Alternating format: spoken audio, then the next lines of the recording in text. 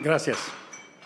Efectivamente, esta sentencia fue originada por un reclamo que hicieron en su legítimo derecho Morena y el PT. Pero efectivamente hay que significar tres elementos.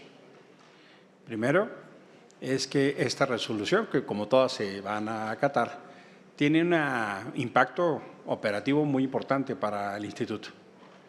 Y lejos de acercarse a procesos más eficientes y eficaces, esta decisión va en sentido contrario. ¿Tiene Morena y PT derecho a eso? Claro, por supuesto.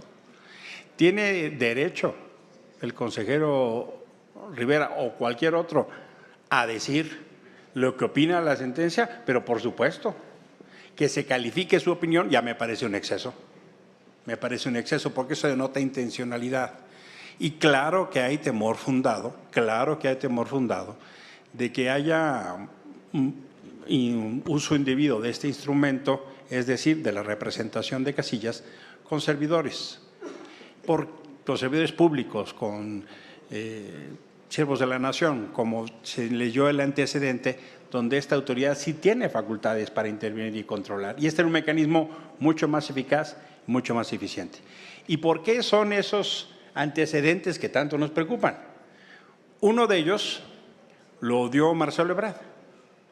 En su propio proceso interno, Marcelo Ebrard tuvo reiteradas denuncias del uso de la Secretaría del Bienestar en el proceso interno y de cómo se utilizaban las reuniones de siervos de la nación y de delegados y superdelegados en beneficio de una candidatura en el propio proceso Morena. Estoy citando a Marcelo Ebrard.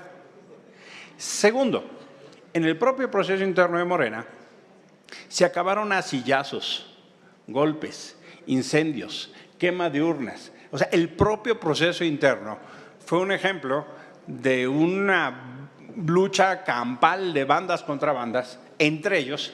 ¿Qué podemos esperar en un proceso donde son ellos contra otros y otras? Por supuesto que hay elementos fundados y hay elementos de sobra, pues porque los testimonios de cómo quemaron urnas, cómo se golpearon, cómo usaban facciosamente a la fuerza pública de unos en contra de otros, son públicos. Si eso hacen entre ellos, ¿qué se puede esperar cuando van a debatir y disputar el poder contra otras fuerzas políticas? Por eso es que hay temor fundado. Toda vez que la decisión la ha tomado el tribunal, pues lo que quedará es intentar generarle mejores condiciones para estos controles. Pero este era un mecanismo óptimo, era un mecanismo funcional, era un mecanismo mucho más eficiente. Y el tema de la representación de los partidos en las casillas no es menor, porque ese es el último eslabón de los mecanismos de compra y coacción en las casillas. Es donde las amenazas se cumplen, es donde si hay un aparato estructural que condiciona a la gente y ves al que te amenaza o al que te da el programa, en la casilla toma un carácter absolutamente diferente.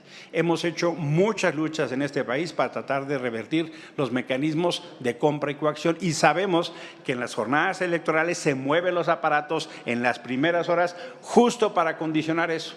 Por eso es tan importante. Por supuesto, los partidos tendrán cada estrategia y derecho a defender en su representación, pero cuando esa representación se convierte parte de un aparato de compra y coacción, se atenta contra el voto libre. Por eso estará un mecanismo mucho más eficaz. El tribunal ha mandatado, habrá que atenderlo, habrá que así revisarlo.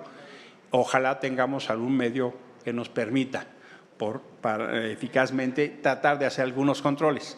Cuando nos dicen que no son iguales, efectivamente, regresamos una vez más a decirles, no son iguales, son mucho peores. Muchísimas gracias por su atención.